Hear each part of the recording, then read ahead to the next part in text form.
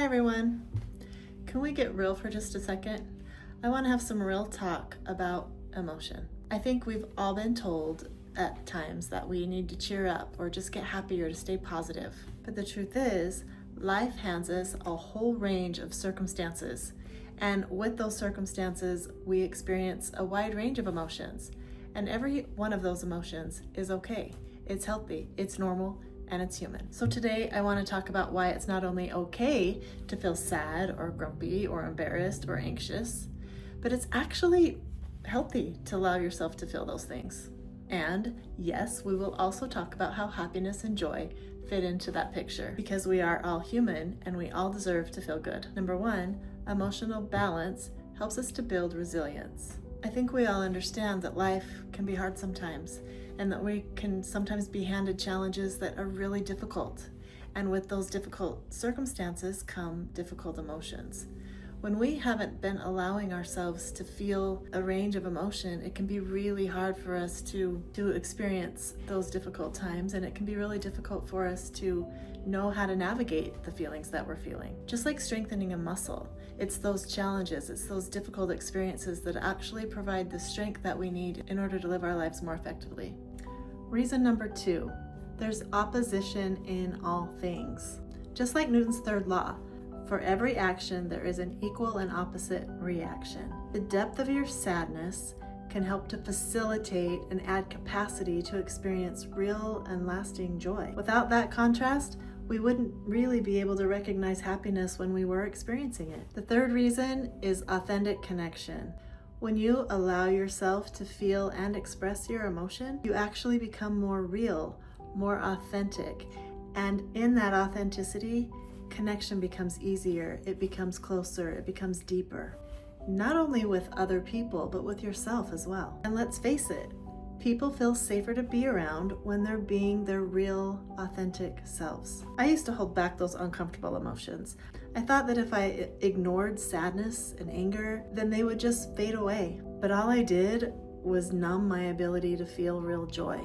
When I finally allowed myself to feel everything, even awkwardness, embarrassment, and grief, it opened the door for me to experience deep laughter, excitement, motivation, and real connection again. Now I want to talk about why it's important to cultivate pleasant emotions too. One reason is the physical and mental benefits that we get from it. Research shows that emotions like gratitude, love, happiness actually boost our immune system, they lower our stress hormones, and even support longevity. Happiness isn't just nice to have, it's a part of being healthy. Number two, motivation and life satisfaction. In life, there are things that we don't want to do that really are important to do, right? We have responsibilities, we have obligations, and it can be really hard to do those things when we aren't feeling the motivation. Allowing yourself to experience pleasant emotion, doing those things that help you experience pleasant emotion, actually produce the neurotransmitters and the chemicals in your brain that produce and provide motivation to do the things, even if they're hard to do, even if we don't think we want to do them. Pleasant emotions allow you to feel more alive, more purposeful, and more motivated. They give meaning to your days and help you stay anchored in those more difficult moments. And number three, it provides a balanced well-being. Remember, the goal isn't to be happy all the time. It's to make room for both the light and the shadows. That's where emotional balance and peace really live. So now let me provide just a few helpful tips to provide those more pleasant emotions like happiness, joy, peace, calm. I want you to go ahead and close your eyes and just think of a time, your favorite memory from the past 24 hours. It might just be a little bit better than the rest of the day.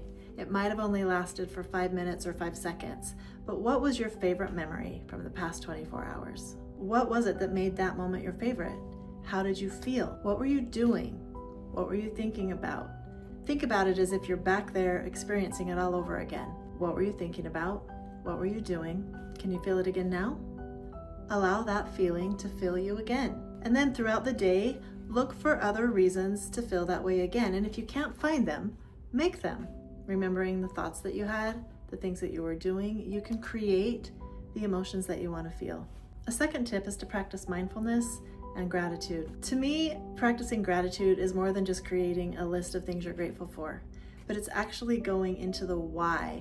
I'm grateful for the sunshine because it helps me feel warm. It helps me feel connected to something bigger than I am. It lights up the world so that I can see all these beautiful things.